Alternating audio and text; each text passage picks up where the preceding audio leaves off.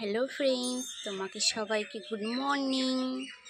আর আমি সকালে কি খাই তোমাদের কাছে এটাই শেয়ার করব।